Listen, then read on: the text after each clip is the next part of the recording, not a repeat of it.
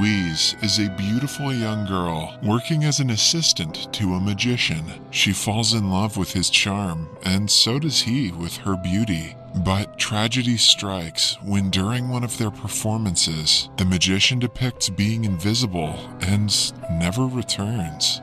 His disappearance causes Louise to fall into a spiral of depression. For some reason, she believes he will return to her soon because he has the ability to turn invisible on command. Her depression turns into hallucinations and delusion, which eventually lands her in a mental asylum. 9 months after the magician's disappearance, Louise goes into labor. No one knows she is pregnant, so she has to give birth on her own. The baby born that night is invisible. His existence proves that Louise is not delusional, or maybe it proves she's really delusional. But either way, she is too scared to tell the nurses. She knows her son will turn into a subject of experiments if people find out about his existence. Hence, she keeps him a secret. The nurses come every day to give her food and medicine, but never find out about the invisible kid living in the room. Louise calls him Angel, which eventually turns into his name. She takes great care of him and raises him like any normal child. We see her patting his back, feeding him, teaching him to talk and eat.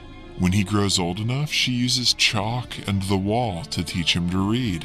Angel loves to play with Louise's old dress and shoes, which is the only way he can see half of himself in the mirror. Every night, Louise tells him about her childhood home. She used to live in a cabin in the middle of the woods, owned by her father. On vacation, they used to travel by train and go to a lake. It is Louise's favorite place in the world, and she hopes her son will be able to see it one day. She also wants to teach him to swim in the lake, but the thought of him meeting the outside world scares her to death. On his birthdays, Louise lights up rolled pages and puts them on top of 2 slices of bread to mimic a cake. Angel doesn't know any better, hence he never complains. As the years pass, Angel grows up to be a smart 10-year-old, but doesn't come to terms with his invisibility. With growing age, his curiosity grows as well.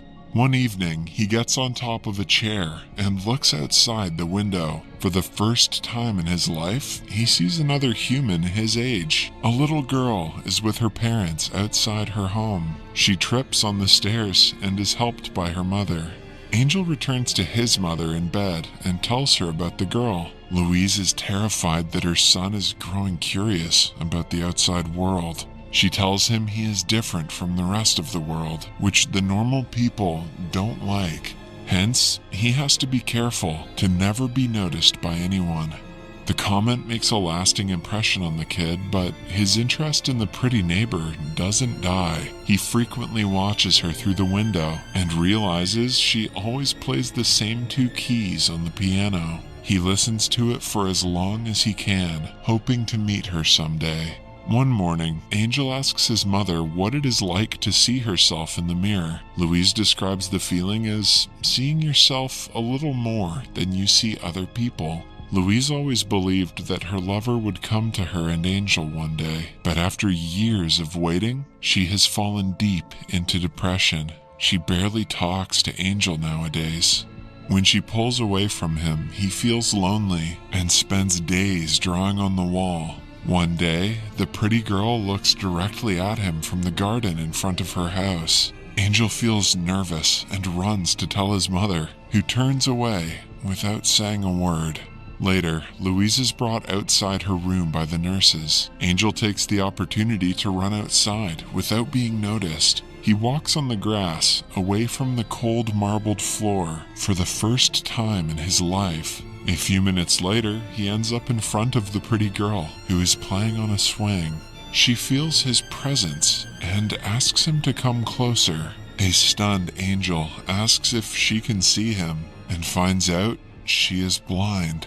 Her sense of smell and touch is heightened, which is why she can feel his presence nearby. Angel, who has never seen himself before, feels like he exists for the first time. The girl introduces herself as Madeline and touches his hand.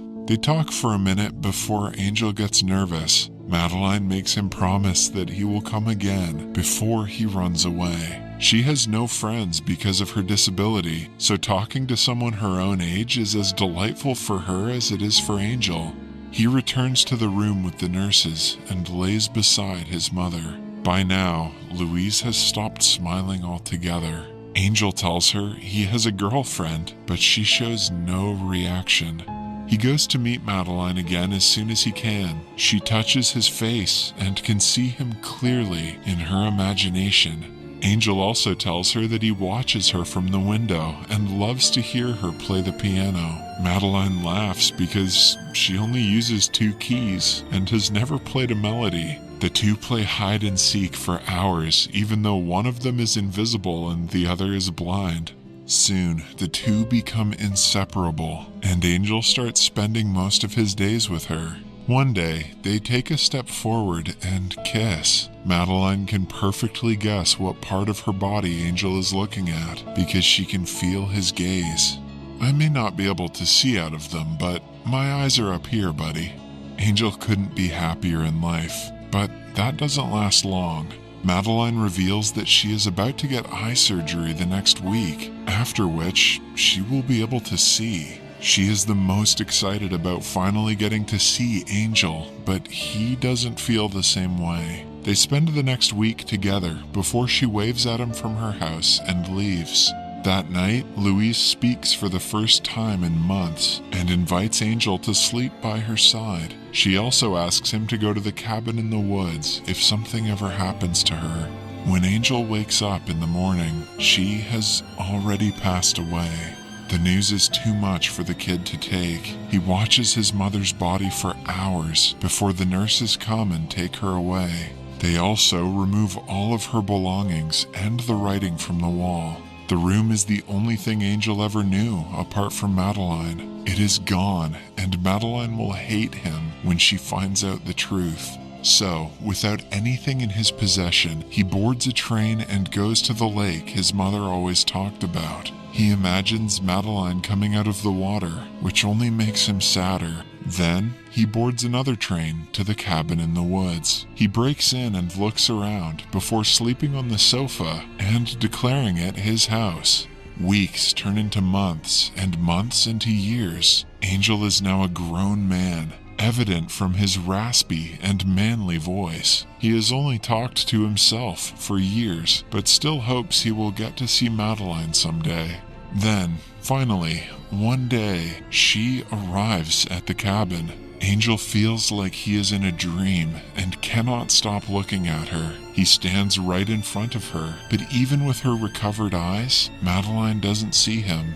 For the next 2 days, she goes around the nearest town and asks people about him. It turns out she has been looking for him since she returned from the hospital. Madeline knew about his mother, but the asylum had no records of his existence. Hence, she did more research about Louise and found out about the cabin. That day, she also visits Louise's grave and leaves a letter for Angel. It says that she is back and asks him to come to her.